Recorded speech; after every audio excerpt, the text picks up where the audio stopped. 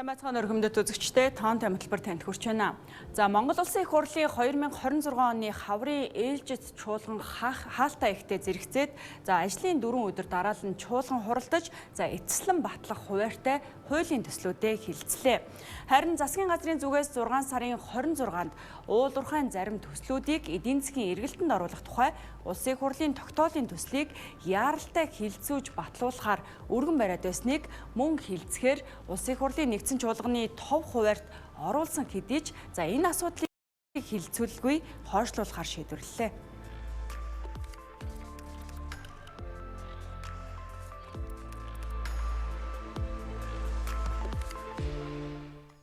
Гацууртын болон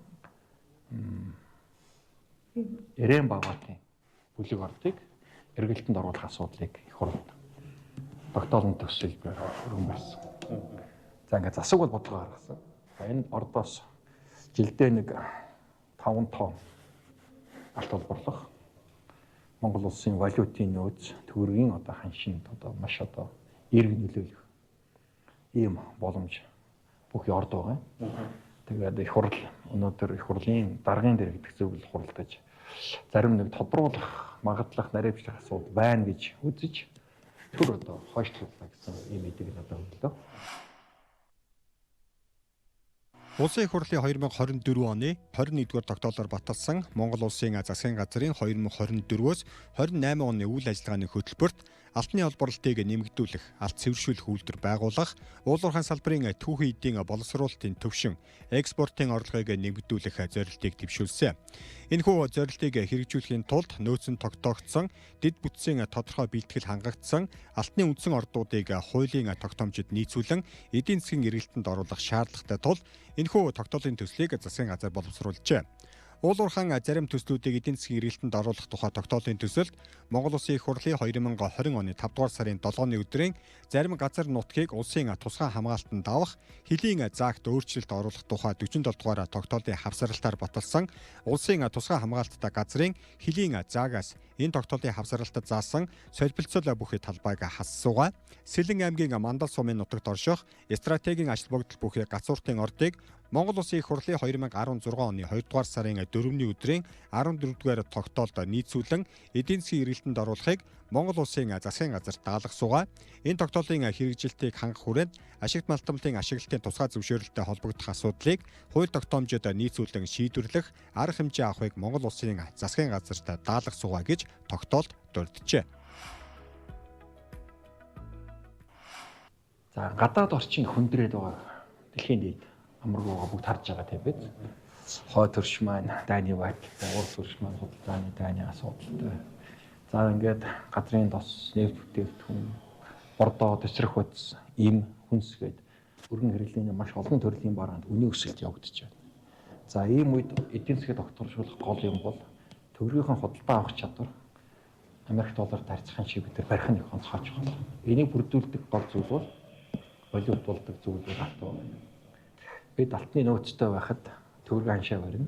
Дэлхийн аль ч улсаа шаардлагатай үед шаардлагатай түүхийд өргөн хэрэглээнийхээ барааг татах болцоо бүрдэнэ. Тэгэхээр өнөөдөр асуудал шийдлээ гэхэд 6 сарын дотор металлод тушаагаад эдийн засгт нөлөөлөл үзүүлэх болцоотой түүхийд алт байдаг. Тэгэхээр тэр үүднээс асуудлыг хандаж орж байгаа. Эн чинь бараг 100 их найд болох бол Монгол улсын нийт эдийн засгт тэнцэх хэмжээний ийм орд газар шүү дээ. Тэгээд 34% нь бол өн төлбөргүйгээр төрийн мэдээлэл авахаар за 500 тэрбум төгрөгийн татврын урьдчилсан тушаалтыг улсын төсөв төвлөрүүлэхээр за ийм гэрээ хийгээд орж ирж байгаа. За энэ бол яг баялагын сангаа хариуцуулах, ирээдүйн өв сангаа хариуцуулах нэг хурлын гаргасан бодлогын хүрээнд. За улсын их хурлын 2020 оны 47 дугаар тогтоолоор ноён уул орчмын хамгаалтын хөлийн заагийг тогтоохдоо дээрх ордын зарим талбайг улсын тусгай хамгаалалттай газар нутагт хамруулсан байдаг. За тусгай хамгаалалттай газар нутгийн тухай хуулийн 25 дугаар зүйлийн 25-ын 2-т засгийн газрын өргөн мэдүүлснээр дархан цаазат газрын хөлийн заагийг батлах, өөрчлөх бүрэн эрхийг улсын их хурл хэрэгжүүлэхээр заасан байдаг. За иймээс ч гацуурт эрээн бавган ордыг ашиглах эдийн засгийн эргэлтэнд оруулахын тулд дархан цаазат газрын хөлийн заагт өөрчлөлт оруулах асуудлыг улсын их хурлын тогтоолоор шийдвэрлэх шаардлагатай учраас энэ тогтоолыг засгийн газраас өргөн барьсан юм а. За 2015 онд гацууртын алтны ордыг стратегийн ач холбогдолтой ордын ангилалд хамааруулсан байдаг бол 2020 онд ноён уул орчмын дурсгалт газрыг өргөтгөн ангилал ахиулж дархан цаазат газрын ангиллаар улсын тусгай хамгаалтанд авах энэ тогтоол бол батлагдсан байдаг юм а. Сэлэнг аймгийн Мандас сумын нутагт байрлах гацууртын алтны үндсэн ордын геологийн нөөц нь 75.9 тонн бол үйлдвэрлэлийн нөөц нь 42.3 тонн. Төслийг эдийн засгийн эргэлтэнд оруулбал Монгол банкнд жилдээ 4 тонн алт тушааж 500-аас 600 сая долларын борлуулалтын орлого олох боломжтой. Хүнүүгийн үеийн түүхийн соёлын асар үнэтэй олдор бүхий ноён уултай ойрхон оршдог гацууртын ордыг Boro Gold компани эзэмшиж байгаа бөгөөд төслийг ашиглалтанд оруулбал төрд ордын 34%-ийг үн төлбөргүй эзэмшүүлэх 500 тэрбум төгрөгийн урьдчилгаа төлбөр өгөх боломжтойгоо илэрхийлжээ. Харин Ирээн Баавгатын алтны үндсэн ордын үйлдвэрлэлийн нөөц нь 10.5 тонн бөгөөд Монгол банкад жилдээ 1 тонн алтаа тушааж 120-150 сая долларын борлуулалт хийх боломжтой гэж тооцжээ. Бол яг байгаль орчин тэгээд бас хүн малын аюулгүй байдал, амьтны аюулгүй байдлыг бид нар бодож бас олборлолт хийж чаддаг болсон шүү дээ. Орчин үед. Тэгээд яг энэ юултэй нөгөө уулуурхаан салбарын чиний бэрхшээл бол энэ багхгүй одоо анх одоо бид нар 90-ад онд алтны хөтөлбөр гэдэг хөтөлбөр хэрэгжүүлээд эдийн засаг маань одоо уналтанд орсон асах 300 гаруй хувийн инфляцтай нийгэм шилцэн хүнд үед бид нар ерөөсө алтаар л одоо эдийн засаг босгож ирчихсэн.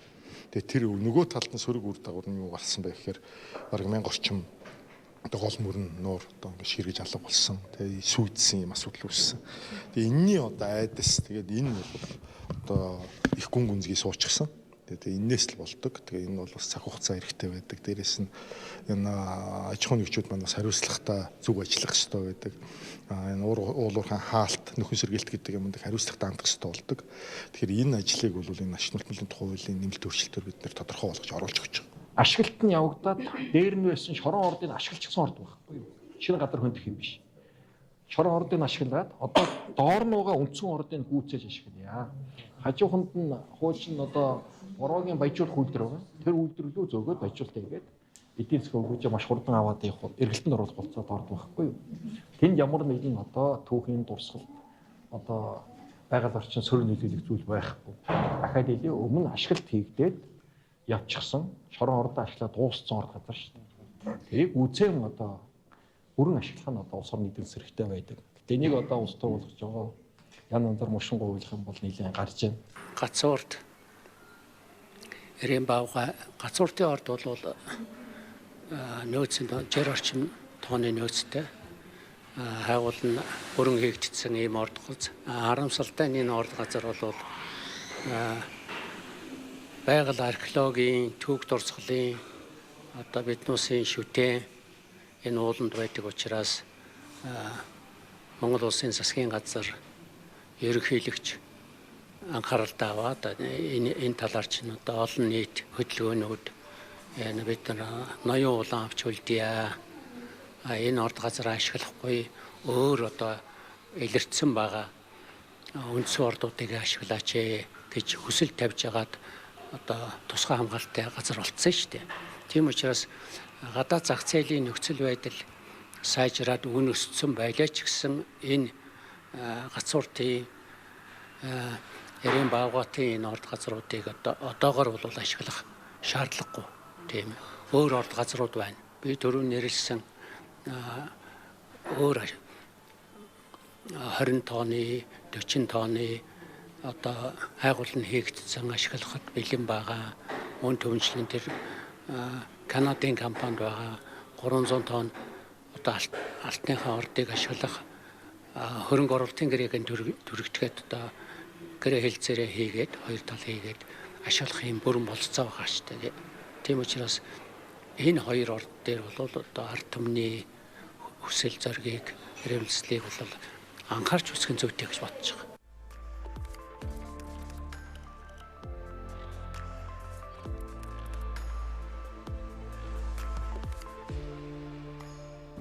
За геополитикийн тодорхойгүй байдал дэлхийн эдийн засгийн эрсдэл нэмэгдэж, алтны үн өндөр түвшинд хадгалагдаж байгаа энэ үед алтны үндсэн ордыг тусгай хамгаалтаас гаргаж ашиглахаар засгийн газар шийдсэн хэдиж их хурал хаврын чуулганыхаа босгыг бол дагуулсангүй. За судлаачдын зүгээс гацууртын орд гэхгүйгээр эхлэх боломжтой төслүүд цөөнгүй байгаа учраас заавал энэ тогтоолыг батлах шаардлага байхгүй гэдэг байр суурийг илэрхийлж байгаа юм а. За энэ оны 5 дугаар сарын байдлаар тоон мэдээлэлээс харахад манай улсын нийт газар нутгийн 1.2% нь ашиглалтын тусгай зөвшөөрөл бүхий талбай байгаа бол 3.5% нь хайгуулын тусгай зөвшөөрөл бүхий газар нутаг, за 22.8% нь тусгай хамгаалалт, улсын тусгай хамгаалтад байна. За 21.3% нь орон нутгийн тусгай хэрэгцээний газар нутагт хамаарч байгаа юм а. За ашиглалтын тусгай зөвшөөрлийн тоо хэмжээг аваад үзвэл нийт 1766 байгаа бол алтны тусгай зөвшөөрөл үүний 597 байна. За алтны тусгай зөвшөөрлийн 17 орчим хувь нь үндсэн ордод хамаарч байгаа бол 83% нь шорон орд байгаа юм а. За нийт улсын хэмжээнд бүтгэгдсэн алтны нөөцийг аваад үзвэл 494.3 тонноор хэмжигдэж байна. Ашиглалтанд орохоор бэлтгэгдсэн ордууд бол харьцангуйгаар цөөхөн байгаа. Гэхдээ Монгол Орос Цэвэтмэтийн харьяанд байгаа Хяргас нуурын ордыг хэлж болж байна. Мөн Төв аймгийн Баян өндрийн орд гэх мэтлэн ордууд эдийн засгийн эргэлтэнд ороход төгссөн байгаа. Нөгөө төгөр яриад байгаа оюу толгой гэж ярьж байгаа шүү дээ. Оюу толгойн бүлэг орд дотор чинь нэг Онтри гэдэг дотор чинь Онтри компани эзэмшилж байгаа Цэс алтны ордын алтны нөөц бол 300 тонн байгаа шүү дээ. Тэрийг ашиглах боломж байгаа. Ашиглахын тулд бол манай засгийн газар хөрөнгө оруулагч Ирээчантай компанитай тусдаа хөрөнгө оруулалтын гэрээ байгуулад хөрөнгө оруулалтын гэрээний нөхцөлийг тохиролцоод ашиглах энэ асуудал яригдах байх гэж бодож байгаа. Энэ яриа хэлцээ явж гин гэж ойлгож байгаа шүү дээ. Шорон ордууд бол ерөнхийдөө нөөц нь багассан.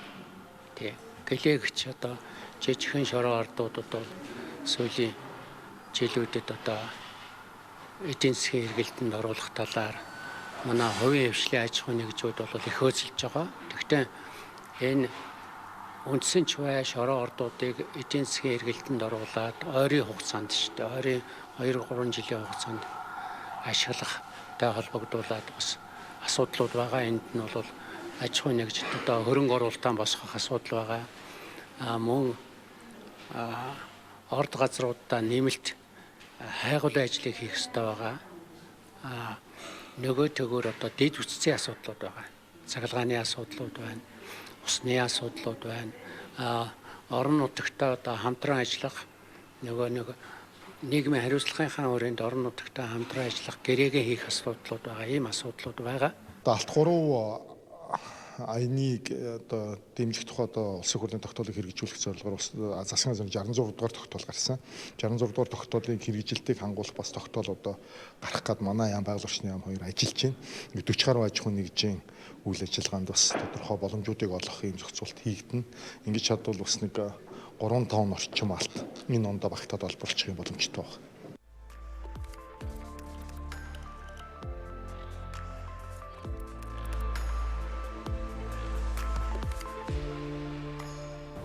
За алтны шорон ордын нөөц багасж үндсэн ордуу чинээр ашиглалтанд орохгүй байгаа учраас сүүлийн жилүүдэд Монгол банкны худалдан авч байгаа алтны тоог хэмжээ буурч байна. За 2020 онд 23.6 тоннд хүрч байсан одоо хамгийн өндөр түвшиндээ өрсөн Монгол банкны алт худалдан авалтын хэмжээ 2022 оноос эхлэн тогтмол буурсан үзүүлэлттэй байна. За тодруулах юм бол 2022 онд 22.9 тонн байсан алтны худалдан авалт 2023 онд 17.9, за 2024 онд 16.4 тонн байсан бол за өнгөрсөн оны эцсийн байдлаар 16.3 тоннд хүрчээ. За энэ оны байдлаар Монгол банкны хувьд за өнгөрсөн оны хэмжээнд буюу 16 тонн алт худалдан авах хүлээлттэй байна. Монгол банкны алт худалдан авалт бол ер нь яг 2020-оос 2023 оны хооронд буюу цар тахлын үед бол нэлээд өндөр дүнтэй. Ерөнхийдөө жилдээ нэг 20-22 тонн орчим металл Монгол банкнд бол худалдаж ирсэн. За энэ дээр бол аж ахуйн нэгж иргэдийн худалдаж байгаа аль альных нь одоо үнд металлын хэмжээ бол харьцан өндөр дүнтэй байсан. За энэс хойш бол ерөнхийдөө сүүлийн 2-3 жил дээр бол худалдан авалтын хэмжээ бага зэрэг буураад ерөнхийдөө нэг 16 тонн орчим дээр жилдээ бол хадгалагдчихээн. За энэ оны хувьд бол яг одоо оны эхний 6 сарын байдлаар бол бид 6.5 тонн үнд металл худалдаад авсан байж байгаа. За энэ бол өнгөрсөн оны үетэй харьцуулбал нэг тонн орчмоор бол өндөр дүн байж байгаа. За гэхдээ нөгөө аж ахуйн нэгжүүдийн хувьд бол худалдаж байгаа хэмжээ нь бол харьцангуй нэмэгдээд нөгөө иргэдийнх нь худалдаж байгаа алтны хэмжээ ерөнхийдөө буурсан. Одоо нөгөө тоогоор наваад үзэх юм бол иргэд нь ерөнхийдөө одоо алт тушааж байгаа одоо аж ахуйн нэгж иргэдийн 20 орчим хувийг нь ерөнхийдөө эзэлж байна. За тэгээд одоо энэ алтны худалдан авалт дээр бол бид ер нь энэ оны турш өмнөх онтойгоо ерөнхийдөө ойролцоо нэг 16 орчим тонныг худалдаж авах болов гэсэн ерөнхий одоо өрсөлдөнд тооцоолдог. Алтыг урт хугацааны туршид мөнгөний орондоо гүйлгээний хэрэгсэл үнд цэнийн хэмжүүрээр ашиглаж ирсэн бөгөөд үүний сонгодог жишээ нь төв банкнуудын худалдан авалт юм а. Монгол улсын төв банкны хувьд дунджаар валютын улсын нөөцийнхөө 20 орчим хувийг нь алтаар бүрдүүлдэг. Энэ оны 6 сарын байдлаар гадаад валютын улсын нөөц 7.6 тэрбум долларт хүрсэн нь өмнөх оны муу ихээс 47% өссөн үзүүлэлт болсон. Гадаад валютын улсын нөөц нэмэгдэхэд нүүрс, зис, алт зэрэг голлох уулуурхан бүтээгдэхүүний экспортын орлого өссөн нь нөлөөлсөн бөгөөд тэр дундаа алтны экспортын биед хэмжээ өмнөх оны муу ихээс буурч 2.5 тонн хүрсэн ч үнийн дүн 405.9 сая долларт хүрч жилийн өмнөхөөс 23 орчим хувиар өсчээ. Монгол банк алтыг дэлхийн зах зээлийн хашаар худалдаа авдаг бөгөөд энэ оны 2 сард 1 унц алтны үнэ $5,000 давсан бол түүнээс хойш буурсаар энэ оны 5 сард $4,590 байжээ. Ер нь уусаа дэлхийн нийтээрээ ер нь алт бол яг хөрөнгө оруулалтын хувьд те ер нь бол хамгийн аюулгүй хөрөнгө оруулалт гэдэг утгаараа байнга ер нь эрэлтийн хувьд бол өндөр байсаар ирсэн байдаг. Ялангуяа одоо дэлхийн эдийн засгтэр одоо дайны нөхцөл байдалтай холбоотой геополитикийн тодорхойгүй байдал өндөр байгаа үед ялангуяа одоо энэ алт болон бусад үнэт металлуудын үнэ бол одоо нэмэгдэх хандлага ерөнхийдөө түүхэн хугацаанд ажиглагдчихэйдэг. Гэтэл сүүлийн одоо Ираны дайнтай холбоотой нөхцөл байдлыг харах юм бол бас сонирхолтой дүр зураг байгаа. Мэдээж одоо өнгөрсөн жилүүдээс одоо юу хандлагыг харахаар нөгөө нэг Украины дайнтай холбоотой бас тодорхой бус байдалтай холбоотойгоор алтны үнэ бол ерөнхийдөө өндөрт хадгалагдаад за тэгээ 2025 оны сүүлийн саруудад ерөнхийдөө өсөлт нь нэлээд эрчимжээд за тэгээд он гараад 26 оны 2 сарын үед бол хамгийн дээд түвшиндээ ерөнхийдөө хүрсэн алтны үнэ 5600 бараг хүрсэн үү. Тэгээд одоо буцаад ерөнхийдөө буурах хандлагатай бол байгаа даа. Тэгээд уг нь ингээд Ираны дайны нөхцөл байдлын тодорхой бус байдал өндөр байна гэд ялгаагүй нөгөө хөрөнгө аюулгүй хөрөнгө оруулалт гэдэг утгаараа өндөр байх болов гэдэг хүлээлт байсан ч гэсэн гол нь юу нөлөөлж ийн гэхээр нөгөө талдаа Америкийн нэгдсэн улсын холбооны нөөцийн банк те төв банкны шийдвэр нь алтны болоод мөнгөний гэх мэт одоо бусад үнэт металлуудын үнд нэлээд нөлөөлж ийн л та тодруулах юм бол одоо Америкийн нэгдсэн улсын төв банк бодлогын хүүгээ өндөрт хадгалаад байна. Үүний цаана бол мэдээж нөгөө газрын насны үнэтэй холбоотой инфляцийн өсөлт нь бол тайлбарлаж байгаа. Тэгэхээр инфляцийн одоо эрчимжиж байгаа хандлагыг дарахын тулд мэдээж одоо төв банкны зүгээс бол одоо бодлогын хүүгээ өндөрт хадгалж байгаа. Магадгүй сая одоо шинэ одоо тэргүүн томилогдсон шүү дээ Америкийн төв банкны. Тэгэхээр одоо тэр шинэ тэргүүний бодлогын төлөв байдлыг ингээ харах юм бол цаашдаа бодлогын хүүг өсгөж магадгүй гэдэг ерөнхийдөө хандлагаас ажиглагдаад байгаа зах зээлд. Тэгэхээр Америкийн төв банкны хүү өсөж гинэ гэдэг нь өөрөө долларын одоо хөөсөж байна гэсэн үг шүү дээ. Тэгэхээр долларын өгөөж өндөр байгаад ирэхээр нөгөө хөрөнгө оруулагчдын зүгээс нөгөө алт мөнгө гэдэг одоо үнэт металл гэхээс илүү доллар руу өгөөж нь өндөр учраас доллар руу одоо ингээд шилжих хандлага байгаад байгаа гэсэн үг. Тэгэхээр доллар руу илүү яваад тахаар алтны ханшаа эргээд нөгөө сулруулахын нөхцөл байдал үүсээд тэгэхээр газрын тосны үнэтэй ерөнхийдөө ингээд эсрэг чиглэлд яваад байгаа гэдэг ийм хандлага ажиглагдаж байгаа. Дэлхийн зах зээл дээр яг ерөнхийдөө сүүлийн үед бол нөгөө геополитикийн нөгөө эрсдлүүдтэй холбоотой Норд Украины дайнаас хойш за сүүлд бол энэ нөгөө Ираны нөхцөл байдалтай холбоотой алтны үнүүд төр бол нэлээд өндөр дүнгээр үнэ нь бол өссөн байж байгаа. Энэ юутай холбоотой вэ гэхээр ер нь алт бол улс орнуудын төв банкуд дээр бас нөөцөөр хөрөнгө оруулах нэг төрлийнх нь бас сонголт нь болж байдаг. Тэгэхээр ялангуяа энэ нөгөө тодорхойгүй байдлууд дээр нөгөө нөөцөд ордог валютууд одоо хаашаа явах нь тодорхойгүй байгаа энэ үед дээр бол хамгийн эрсдэлгүй хөрөнгө оруулалт нь бол алтууж хордог учраас улс орнуудын төв банкуд төр бол нэлээд одоо алтны эрэлт бол өсдөг. Хөрөнгө оруулалтын сангууд дээр ч гэсэн алтны эрэлтүүд бол өсдөг. За энийгээд дагаад бол сүүлийн жилүүд дээр бол алтны үнэ бол харьцангуй өндөр өссөн. За гэтээ одоо энэ оны одоо сүүлийн эдийн саруудын хувьд бол яг албатаа жоохон буурчлаа. Яг гэх юм бол одоо улс орнууд дээр ялангуяа хөгжингүй улс орнууд дээр Америк дээр Европ дээр инфляци эрсдлүүд нэлээд өндөр байгаа. Тэгээд ялангуяа нэг ойролт орнуудын асуудалтай холбоотой инфляци эрсдлүүд өндөр байгаа. Тэгээд инфляци эрсдэл өндөр байгаад ирэхээр ерөнхийдөө энэ инфляцийн нөлөө, энэний хоёр дахь үеийн нөлөөтэй холбоотойгоор ерөнхийдөө мөнгөний бодлого хатуурах энэ одоо хүлээлт ерөнхийдөө өндөр болоод эхэлдэг. Мөнгөний бодлого хатуурах энэ хүлээлт өндөр болоод эхлэхээр энэ одоо өндөр хөгжилтэй улс орнууд руу хөрөнгө оруулах, ийшээгээ энэ орнуудын валютыг нь худалдаж авах энэ эрэлтүүд нь бол өсдөг. Энийгээ дагаад мэдээж алтан дээр бол буцаагаад нэг жоохон бага зэргийн бууралтууд ажиглагдаад улс орнууд дээр бол одоо нөгөө валют нөөц одоо валют нь ордог энэ улс орнууд руу бол хөрөнгөний урт ерөнхийдөө бас жоохон чиглэж байгаа юм дүр төрөл ажиглагдаж байна. Тэгэхээр ер нь бол яг энэ газрын тостой холбоотой тохируулга хийгдээд хитрхи өссөн байсан ханш ерөнхийдөө тохируулагдаад одоо жоохон буугаад зах зээлийнхаа төлөв рүү орж ирж гинөө гэж харж байгаа. Гэхдээ цаашдаа нөхцөл байдал мэдээж одоо Америкийн төв банкны бодлогын хүү ямар байх вэ гэдгээс нь шалтгаална. Хэрвээ нэмээд одоо яг одоо үүсээд байгаа хүлээлтийн дагуу бодлогын хүү магадгүй өсчих юм бол алтны ханшин дээр дахиад магадгүй буур хорон зай үүсч болно. Гэхдээ нөгөө талдаа түрүүний ярьжсэн нөгөө аюулгүй хөрөнгө оруулалт гэдэг утгаараа мэдээж дайны нөхцөл байдал тодорхой бус байдал өндөр байхын хэрээр тэр одоо түүнээс шалтгаалсан эрэлт нь бол хэвээрээ байгаад байгаа учраас бас төдийлөн бүр огцон унахгүй нэг одоогийн байгаа түвшиндөө нэг тогтворжих хандлагатай юм уу гэдэг тийм л одоо төлөв ажиглагдаж байгаа. Мэдээж Монгол улсын гадаад валютын албан нөөц бол алт болон бусад металл ялангуяа мөнгө, алт мөнгө хоёр гэсэн үг. За тэгээд дээрэс нь гадаад валютаар илэрхийлэгдэх үнэт цаасууд байгаа. Мэдээж тодорхой хэмжээнд бол одоо Монгол банкны зүгээс нөгөө нэг яг илүү яаж аюулгүй байршуулах вэ гэдэг дээр одоо эрсдэл талаас нь одоо тооцоод явж идэг. Тэгэхээр тодорхой хэмжээнд мэдээж алтны эзлэх хөв бол байсаар ирсэн. Дээрэс нь одоо долларын өгөөж хэрвээ одоо саяны ярьж байгаачлан нэмэгдээд ах юм бол магадгүй доллараар илэрхийлэгдэх валют руугаа илүү байршуулад алтны эзлэх хөв магадгүй буурах тиймэрхүү зохицуултууд хийгдэж магадгүй. Гэхдээ тодорхой хэмжээнд бол алт мэдээж одоо аюулгүй хөрөнгө оруулалт гэдэг утгаараа алтны эзлэх хөв бол байсаар л байна. Тэгэхээр ер нь бол алтны нөлөө бол яг манай одоо валютын нөөцөд бол нэлээд чухал байр суурь эзэлдэг гэж ойлгож байна. 2026 оны 6 дугаар сард гарсан Global Public Investor тайланд дэлхийн төв банкнуудын алтны нөөцийн хандлага улам бүр стратегийн шинжтэй болж байгааг онцолсон байна. Судалгаанд хамрагдсан төв банкуудын 82% нь бие даалт эзэмшиж байгаа бөгөөд энэ нь өмнөх жилийн төвшингээс өссөн үзүүлэлт болжээ. Алтыг ихэвчлэн геополитикийн эрсдлийн эсрэг хамгаалалт гэж үзэх хандлага давмгаалж байгаа нь түүнийг валютын нөөцийн удирдлагын стратегийн гол бүрэлдэхүүн болгож байна. Зах зээлийн хүлээлтж харьцангуй өөдрөг хэвээрнэ. Алтны үн 5,000 $, төвшинг давсан өндөр цэгээс хойш төв банкуудын 61% нь эх 12 сарын хугацаанд 5,000-аас 6,000 $, хооронд тогтворж гэнэ гэж таамаглаж байна.